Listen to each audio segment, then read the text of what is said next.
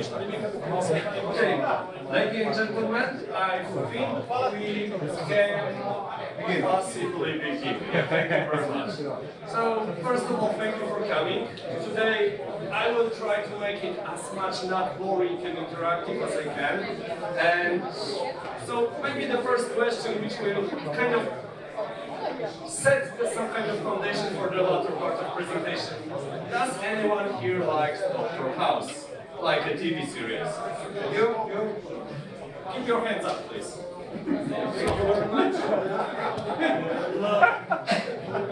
You were too late, sorry. But I hear this. Here, and here, and I'm out of money, I'm sorry. Nevertheless, so today we will be talking about a little bit of less known solution in Forcepoint, because maybe you know, maybe you don't know, at one moment Forcepoint was owned by a company called Ratio. These are the ones doing missiles and heavily into a military part of, let's say, the defense sector. Now, there was a cyber part of Ratio, which also supplied product for Forcepoint. And let me say like this, for example, when it comes to data loss prevention, we are mostly known for data loss prevention. It is kind of bad when your customer data will leak into the internet. It's much worse when the list of double agents in Middle East will get leaked to your enemy, because then potentially someone might get killed. These are the use cases, let's call it like this, which the department called Global Governments and Critical Infrastructure of Forcepoint is doing. And one of their products is something I will be talking about in a second. And this is what I mean by securing the data arteries. The data arteries is part of the ecosystem. Why I ask about Dr. House? Because right now, we can treat whole World Wide Web. And by World Wide Web, I mean dark, deep internet, as an interconnected system. As one guy once said, and I totally don't remember the name of the guy, if someone is connected to the internet, it can be hacked. There is a way in. And when I say data arteries, like what are the arteries in our body? Those are the points or the channels which if they get broken, then Middle East double agent case. I mean, you're probably not getting out of here. So I will be just walking side to side to change my slides, sorry for that. When we are talking about data arteries in this particular case of this presentation, we had an FBI guy today, early morning. I will be talking a little bit about CIA. We have this, so, you know, CIA confidentiality, integrity, availability. The thing is that most of the cybersecurity industry, almost everyone, including us with the DLP, they will say, oh, confidentiality is the key. It is, but for data arteries, I believe that it's more about availability and integrity. And here we're going into a little bit into operational technology. Like, for example, you know, server controlling the elevators, or server controlling physical access, or cameras, or, I don't know, traffic lights, etc. Here, you don't care what kind of, if someone will know that you sent a command, turn light to green, or turn light to red. But if it will happen to be at the wrong point in time, you can potentially cause a collision and someone will get hurt.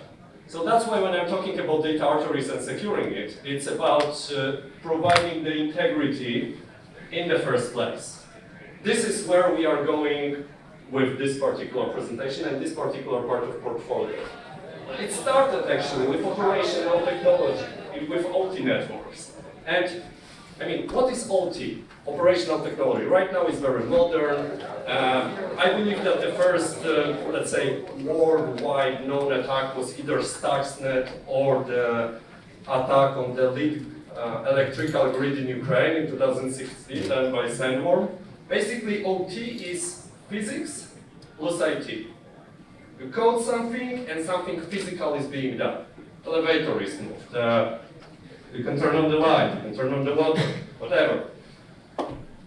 The idea was always to keep it as much separate from the internet as you can. I mean, if you go to any kind of electric grid or if you go to a water plant, they will say, oh no, we don't use internet here. At least not in the manufacturing part.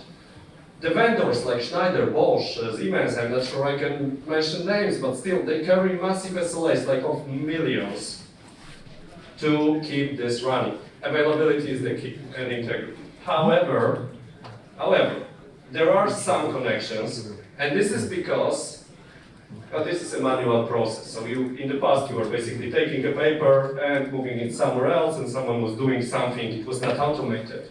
But we live in a modern world, in a world of constant pressure, corporate race, however you want to call it, in an information society where you need to produce the results. And if you need to produce the results in a manufacturer, in a production plant, wherever you go, you need to act fast.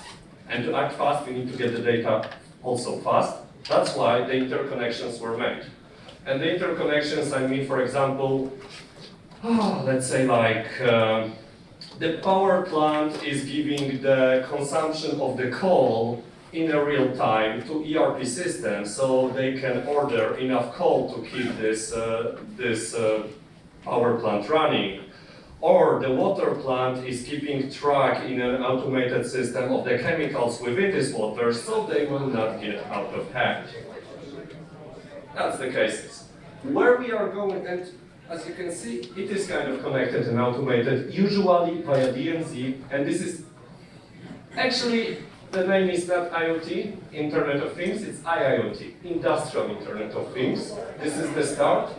Potentially, we would like to go here. So everything will be interconnected in the cloud. This is so-called Industry 4.0. Many people are hailing it like they were hailing the cloud, blockchain, TikTok, or any kind of trend. Right now it's ChatGPT and AI. What is the single biggest obstacle of achieving Industry 4.0 is, I remember it. It's cybersecurity. Without security by design, assuring the workflows, there will be no Industry 4.0, and this is where Forcepoint comes with a particular product. It falls into category of cross-domain systems. Now, what is cross-domain? It's very simple. You have one domain, let's say secret domain, and you have a one domain which is any other kind of domain, usually less secretive. And you have something in between which validates the data transfer. Whether these are commands, API calls, files, whatever is going through there, there is a set of mechanisms. And then you can think, okay, but I don't know, some kind of a proxy or firewall. Okay, you do. The first time where you will hit the wall with performance, the security rules goes out of the window because every firewall, the first part of it is to assure performance and availability, not security. That's why you need something else. Or you should be thinking about it, in my honest opinion and humble opinion. On the other hand, there is also the part with the security assurance. This, it's called DataGuard. Okay, I'm keeping it a secret too much. The product is called DataGuard, and it is like, it has a common criteria. It's on the list of the NATO approved cybersecurity products, and the thing with it is that if you want ever to be collaborating with the intelligence of, for example, US, then you would rather have product from the NATO approved list. DataGuard is one of them, and we have this particular 3 letters agencies using it and even recommending it to potential allies. And I say allies because this is, like I said, more of a defense part of Forcepoint portfolio. Idea is like this. On the right side, left side, you have a firewall. The firewall will do normal checks. It will, you can think like the best comparison is the airport. It will check, you know, the header of the packet, it will try to construct some part of the payload, but usually it will first of all take care of the performance. Security check is mostly done by signature, maybe some kind of heuristics, but nothing more. So if the attack will be sophisticated, or if it will not be an attack, it will be a wrong command, which command by itself is not malicious. For example, turn the light to red. This is part of the features of the product. This is a normal command. System will not recognize that it was sent with a malicious intent in mind. That's why with DataGuard, you will have a security checks, for example, list of approved data fit into the template. So, for example, you cannot send command turn to red from the management server manually. It can only be done automatically. Or you cannot send turn off the camera, or you cannot send increase the level of some toxic chemical in the water. That was, by the way, something that they tried to do with Colonial Pipeline as a part of the attack. So the other thing is, okay, I will go with the more, how to say, hard example. This is live, right? Still. Basically, stripping the metadata. Imagine that there are some kind of military mission, and people there, they have their phones, you know, taking pictures, sending it, hi, I'm still alive, right? There is a geolocation metadata. They might sending it over an LTE. If you don't put something in between and strip this metadata, basically, and someone will put a man in the middle and get this traffic, you might be just giving them the location of your squad, which can end up pretty badly. So the case, what we do is we are putting an engine, a box between networks, between any kind of traffics, and saying exactly what we want to achieve with the payload which is sent through it. Mainly, I mean, it can be antivirus, it can be DLP, it can be content disarmament reconstruction, but these are usually not the case. The case is to fit the templates of what is approved to go through. The best case is you control the commands which can get in or out. So we had also a use case where there was a camera system, a CCTV, and the data guard was placed in front of the management server for these IP cameras, and the command could only go turn camera left, turn camera right, but never turn camera off. This is the level of awareness. At the last conference, I remember I lost the presentation, the question about the architecture of a product, so a little bit about it. It's basically a box. Within a box, there is a set of rules which Forcepoint engineers script for you. They are scripted in Lua language, so your engineers can also learn how to do it. And those scripts are done specifically to put some kind of security controls.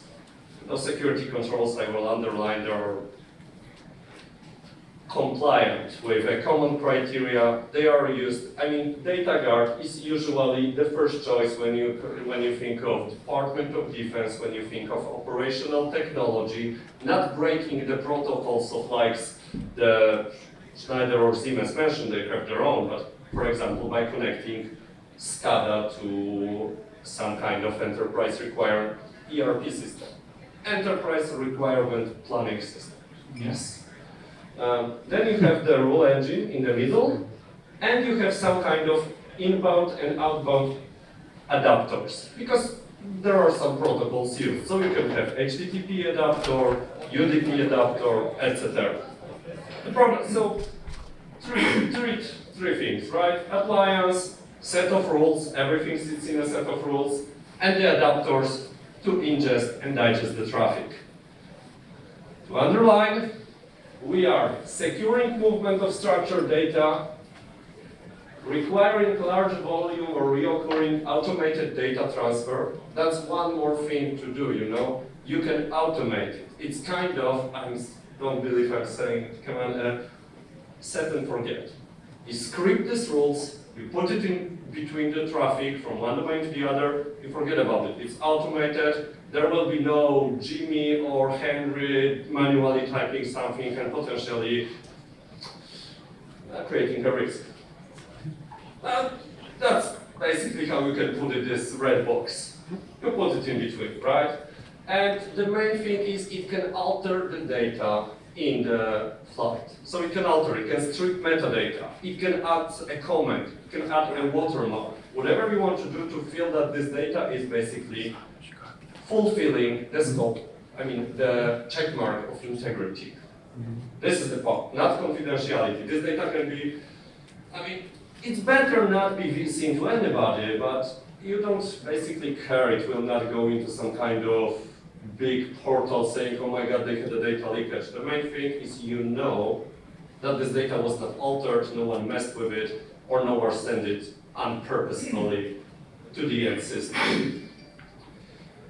Now, whoa, I was holding it the wrong way. Oh, okay.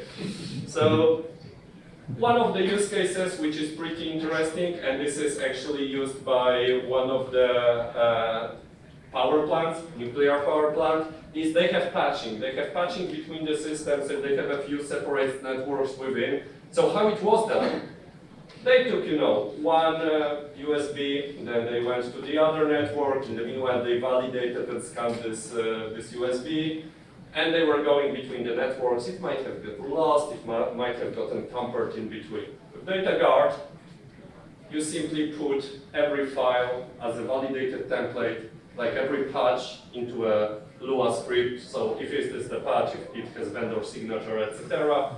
And then the thing is to put routing so that every route goes through the DataGuard and it does the inspection. Probably something, usually you control the networks within one location good enough that no one will physically put something between it. It's hard to do so. The second one, and it's more, let's say, interconnected, and this is what I didn't mention Dr. House enough on this presentation, but let's say you remember when there was someone getting very, very sick, and he was saying it's never lupus, and someone got even more sick, usually because it's spread through the body by blood. There was some mechanism of spreading. This mechanism of interconnection can be called APIs. So we also validate the API calls. What kind of API can be sent, what kind of API cannot be sent. DataGuard sits in between, we help with that. There are colleagues from this aforementioned Department of Global Governance and Critical Infrastructure. They are pretty cool to interact with, have a great war stories, to be very frank. Sometimes literally war stories. So you broker the web service connection, you broker the API calls, so no one will, for example, turn off your public-facing banking payment system. It's very hard to even do so, but just in case you were targeted, this will be additional level of control. Or, for example, in embassy, if you're having a public service system, let's say a public-facing server in an embassy, and people are uploading their something, or they can potentially try to manipulate the website to send something malicious to the backend server, and you just put the DataGuard between the public-facing server and the backend. That might also be a good idea. Sometimes I get a question, yeah, but I have a lot of firewalls. Yes, you do, and hopefully you get enough of them. This is something that I will not be discussing in details. The presentation will be hopefully shared with all of you. There are things that firewalls simply cannot do. My favorite one is the byte level content inspection, the third one, and data validation filtering. Like if you will be diehard firewall fan, you will buy separate firewall to do separate security, and if you will commit it to security, you will even hire a separate guy who will be checking the security rules. He will still not assure byte level content inspection, altering data in flight. And what is the best with this altering data and with the rules in Lua is that you can basically build one on another. Secure file transfer, click, click, click, one set of rules. On the same box, you can, for example, do the SIEM logs. So you can, from lower security networks, you can ingest the logs, normalize it on the level of DataGuard via scripted rules, and then feed it back to your main SIEM. Let's say ingesting logs for SIEM from different networks, it's also a very common use case.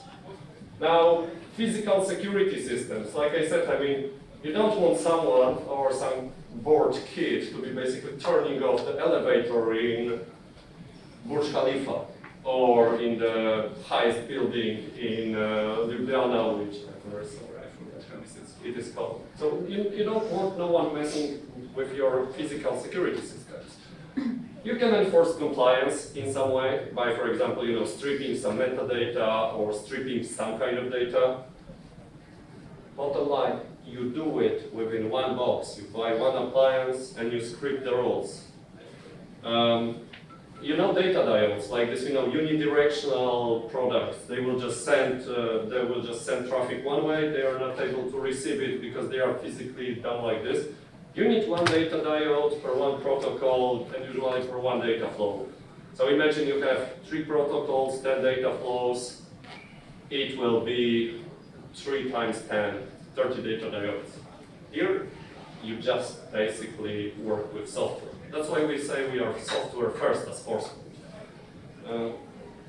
Now, this building is also automation. So you script those rules, you leave it, they work. You can do a check with us every quarter whether the rules are okay or not.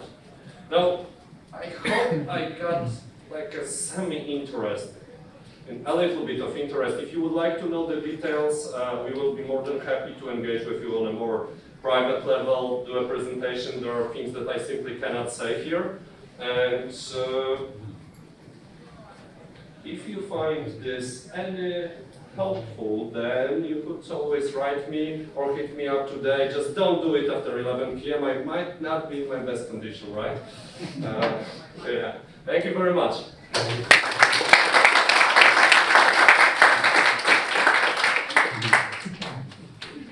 That was cool. Okay, so Another question or? Any questions? I still have money. There are no questions. That's good, I guess. No? No? So, the first set of... So the first part of the scripting is done by our engineers, by professional services. And then our goal is for the customer to shadow it. We need a supervisory of your administrator. Hopefully he learns. If not, there is some, let's say, consultancy we offer to script all the further. That's fun. Yep.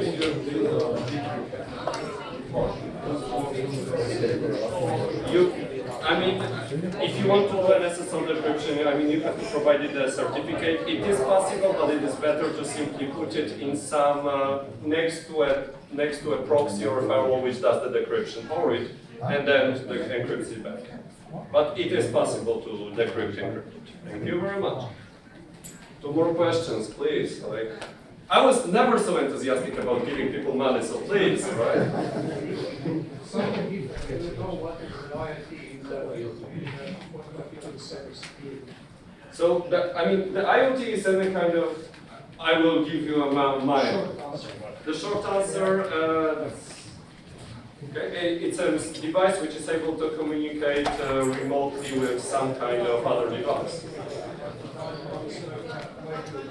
What is your view? Internet of Troubles. That's okay. I'm sorry I cannot give you a real I'm engaged in a DDoS attack, right? Thank you very much. You can, yes. It's one of the engines because... Yeah. The problem or the opportunity here is you can literally script everything. So we can give you, we are a cybersecurity company, so we can give you antivirus, we can give you content disarmament reconstruction, which will be great. More question? I have bringing. Bring me Yes. The case is it needs to filter the traffic. It needs to ingest and put the traffic further. there are rules which you can script, or there are actually two types. It's either a rule, scripted rule, or a predefined engine. Antivirus is a predefined engine. We script the rule, do an antivirus. Antivirus is like a engine built in. Built in the, Yes. in the database or? Yes, built into the database. It's basically the software, this part of checking of the software is written for you. Not very, let's say, we do not hard code everything from the start, but there is part which we will write for every built custom use case. You had a question, sir. So for a highly complex company enterprise environment where we have multiple companies, even maybe one company hosting our data center, etc., do both sides need to use this or similar technology in order for the whole communication to be secure? Or are you compatible with some other vendors, or how does it work in that case? So, no, it doesn't. For example, it depends on, I mean, of course it depends on what you want to achieve, but let's say you want to secure the main site from anything potentially sent from the smaller sites, right? Okay. You need only one appliance which takes the traffic in, filters it, and puts it to the headquarters securely. End to end, so it's not just one-to-one. You don't need multiple systems. If you want to achieve security to both ends, it would be better if you had one data guard here, one data guard here. Yeah, that was what I was. Because there is also the matter if it's an enterprise of performance, right? So this is what we have to test. Actually, like security with data guard is rarely a problem. Usually we, test performance the most. So bigger box, basically. Oh, I forgot we have a virtual appliances as well, by the way. Sir, the last one. What about GDPR? Because you are like unpacking the whole payload. So what about this? I mean, you are a data processor, you are able to unpack it if you are using the, sensitive data in a form of, in the best interest of your client, etc. A legal problem, not necessarily too much of a technical problem. Okay, because if you're like collecting some logs, some sensitive data could get to your site. That's exactly the use case. That's exactly the use okay, case. this is If you're collecting the logs and you want to prevent sensitive data to be in these logs, you can filter them out for data. Right? So you have the channel, you have the communication, but you only collect things which you needed, leaving the sensitive private information behind. So that's exactly the use case. We have US and UA. That's it. And US cannot have logs from you. So moreover, you could, for example, put data guard and send. So here is US, here is data guard, and you put a traffic never sent to US any kind of sensitive data. Yes, that's totally scriptable. And US will be delighted because data guard is, it's actually one of the federal recommended systems. So probably Robert, so the initial speaker, right, from the Federal Bureau of Investigations, probably his communications are also being filtered by one of these. You never know. Like you can just Didn't hear the entire time. That's a stealthy. How you like it? I mentioned your name at least 3 times, so you know. Yeah, I'm a big fan. I even mentioned you on an interview. Oh boy. Okay, probably some guy who has just this another session. Hey, you are not in trouble. Yeah, Netflix now.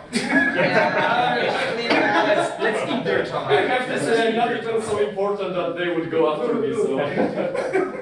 So hopefully, I didn't overuse your patience and.